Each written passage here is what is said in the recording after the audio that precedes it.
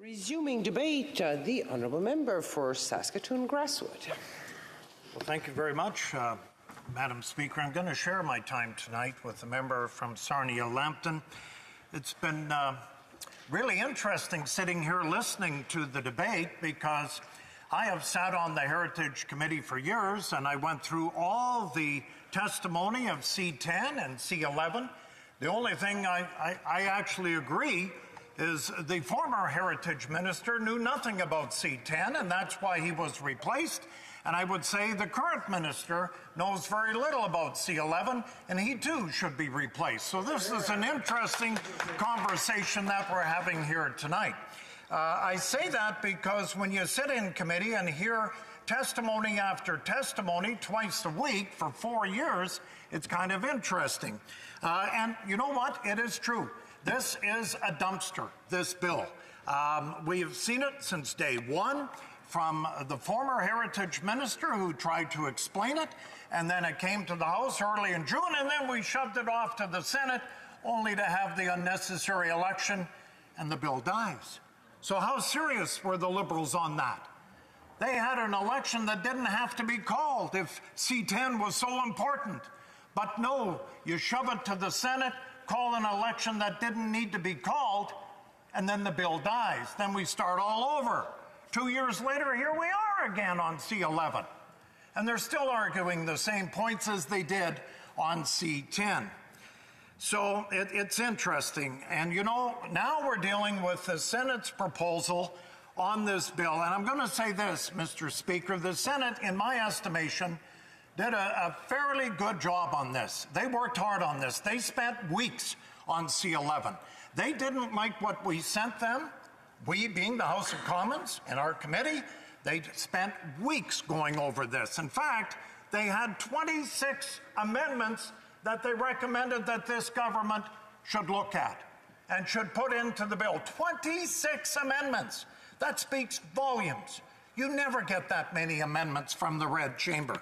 So, out of the 26, we understand they take 18, but they don't take 8. For whatever reason, this government did not like 8 amendments from the Senate. And we'll get to that in just a moment. But the concern remains in the Senate, from all sides in the Senate. And I know they're split in each way over there, but they all agree this bill is a disaster. You know, our Conservative caucus, as we've talked well, since day one, we've been very vocal for a very good reason on this bill. We are, and I am, very concerned with the Canadian Radio Television Commission involvement in C11. I am very concerned. I don't think they have the capability. In fact, I'm not going to say this. I know they don't have the capability to really do what is necessary in C11. You know, this isn't just our caucus talking about the concerns of C11. We've heard it from industry experts. We've heard it from academics, content creators, digital platforms. Everybody that came to committee over the last number of years expressed the same concern. Former CRTC Vice Chair Peter Menzies sat and talked twice, C10 and C11, about the concerns. Dr. Michael Geist has been the most vocal on this, and he should be, because he's Canada Research Chair in Internet Law. I think he's one of the foremost thinkers in the country when it comes to the Internet regulation. He's written oodles of articles denouncing not only C10, but recently C11. Government claims the platforms must pay their fair share. I have heard that over and over today. You know, the government claims platforms must pay their fair share. This just in. They actually do, Mr. Speaker. Long overdue. Platforms are amongst the biggest investors today in Canadian film and television production. All-time records in Toronto, all-time records in Winnipeg, in Regina, in Vancouver. The business has never been so good. Why? Because the Americans are hiring Canadians to do their productions. Toronto, Calgary, Regina, Winnipeg, Vancouver, I could go on and on and on. Tremendous support in this country. working, paying taxes, shooting documentaries, which I will say this, TV like CBC, CTV, and Global, they never do any more documentaries. Why? They're too expensive. But when we get Netflix and Amazon, they do documentaries because there is skin in the game. They put well over $1 billion into this country in film, TV production that is later shown either on streaming devices or sold to the traditional broadcasters. The Liberals say we need support the next generation of Canadian artists. Well, this just in, Mr. Speaker. In fact, Bill C-11 will hurt Canadian artists the most. The Senate was absolutely convinced on this issue. And we were too on C-11. Many digital creators who risk being harmed by the CRTC regulation. I heard the member the other day, just a couple of moments ago, from Nunavut, explaining, there's concern with this. Well, the concern should be up north, where their voices have never been heard. But now, for the first time, because CBC doesn't go up there, CTV wouldn't go up there, Global doesn't go up north telling Indigenous Inuit stories, it's too expensive. But here we have Netflix, Amazon, giving the stories of Canadian people. The TV and film production is at its all-time high in this country. We were told in committee by the largest entertainment workers union that streamers, yes, streamers, are the largest employer in the section now, in their union section. No longer is it CTV. No longer is it Global, Unifor. No longer is it CBC. It is the streamers are their largest employer in the sector. See how it's grown? Listen, I'm a 40-plus year veteran of television. I've seen the decline in television, but the gap has been filled by streamers and production houses from others that had to come into this country to put money on the table to produce some of the greatest innovation that this country has ever seen. CanCon demands and higher regulatory costs means many niche streaming services from around the world, actually, my fear now is they could block Canada. The biggest concern, and I've talked about this, is regulating user content. Senate, this was one of their 8 amendments rejected by the government. I pointed that out. It appears the government wants to retain the power to regulate. Instead of listening to experts, the Liberals are catering to the needs of big telecom companies that basically hold the monopoly, they have for decades, over broadcasting in this country. One more time, Mr. Speaker, I'm going to talk about the CRTC because I'm fearful of it today. CRTC, as we've seen, is a body with little or no accountability. I would argue it is one of the least effective regulatory bodies in the whole country today. It's a body that can barely handle the responsibilities that it has today. For starters, they have been totally ineffective at managing Canadian telecoms. We have the least competitive and most expensive telecommunication industry in the world. I blame the CRTC. Canadians today pay the highest prices for cell phones and internet. Many, in fact, don't even have broadband in this country. Then there's that 3-digit suicide prevention line that this place unanimously voted in December of 2020. How easy would that be to put it into action? The CRTC, in its wisdom, 1.5 years for a simple 3-digit suicide line. How can we expect the CRTC to address the problems in broadcasting when we already know it has no idea how to handle its responsibilities? This is the big issue with this Bill C-11, is the CRTC, plus the government and council. And I think Canadians have woken up. I've got lots of emails in the last couple of days. I can share them during questions and answers. This is a bill that Canadians should be very, very fearful of. Thank you, Mr. Speaker.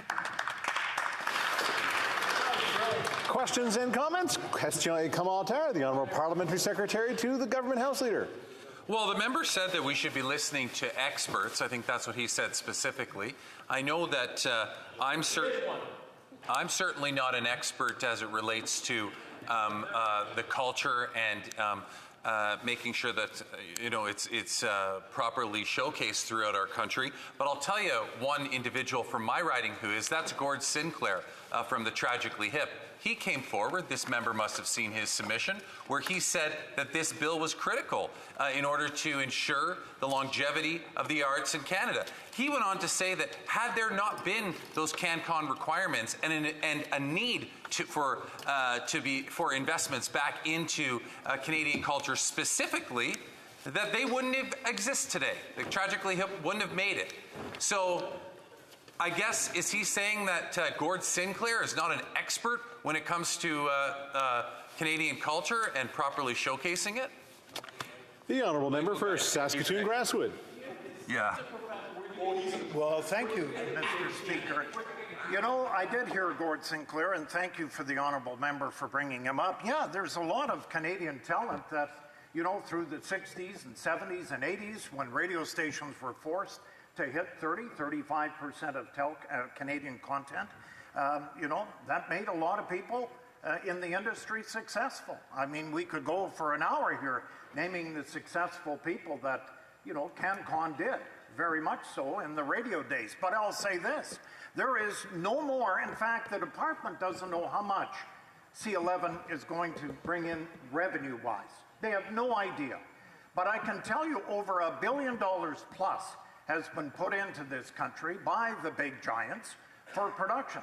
I've talked about Toronto, Regina, Vancouver, Winnipeg. Regina now is, and Calgary. I mean, these are tremendous production houses that I'm fearful would have closed years ago. Thank you. Question et commentaire, the Honourable Member for Nunavut. I, for one, think that the last election was super important, because if it weren't for that election, I wouldn't be here today. So I am thankful. I don't think it was a useless election like he says it was. I also want to talk about the great work that CBC has done for Inuit, for Indigenous reporters. We've got great Indigenous reporters that CBC has continually promoted, people like Pauline Pimmick and Jordan Kunnick, who's appeared in national CBC shows. So I do appreciate what CBC has done for Indigenous journalism. I do want to ask the member about online streaming, because we have two great Indigenous-owned online streaming providers, Isuma TV and Nunavut TV. They're both Indigenous online streaming, which are forced to compete against each other. And I think that giants like Netflix and Disney Plus need to be able to help make sure that they get the same airspace, because they don't have the same capability to compete against those web giants. And I wonder if the member agrees with me. To give out gold stars for best comments, but that definitely got a gold star for we're happy to have the Honourable Member here in the House of Commons as well. The Honourable Member for Saskatoon Grasswoods. Thanks, Mr. Speaker. It's interesting to the member from Nunavut. Did you know the Indigenous met with the minister and stormed out of the office? They were so upset over the regulations on C11, even C10. So, you know, the Indigenous, the Inuit, others, they're not happy with what has transpired. You do need your voice up north. I would say if CBC was doing such a good job, we probably didn't need APTN in this country. But it's funny that APTN has taken over the voice of the Indigenous people, because the public broadcaster couldn't carry it, and that's opened a window for those in Winnipeg and APTN. Questions and comments? Question et commentaire. The Honourable Member for, I know I should, Medicine Hat, Carson Warner. There you go. Mr. Speaker, and I would like to thank my my honourable colleague for his comments and his years of service. I always heard him say that he had a face for radio, but I didn't realize that he was on TV as well. He mentioned in his deliberations that he mentioned all the emails that he got from concerned Canadians. And I wonder if he could share some of those with his House from individuals who had legitimate concern on what C-11 and how it was going to impact them. We're out of time, and I'm going to let the honourable member respond. The honourable member for Saskatoon Grasswood. I'll be very quick because these came in over the weekend. In fact, this afternoon I had an email from a constituent that had another interesting spin that I'll share. The email says, what is lost in this bill is that while the government forcing Facebook and all to pay for news, it's the same media, Global, CBC, CTV, that takes photos from my Instagram and Facebook and uses them without payment. So here's an interesting one. The other one has, you know, he's just got a concern. He's a YouTuber. He's worried about the government overreach on C-11. Thanks very much.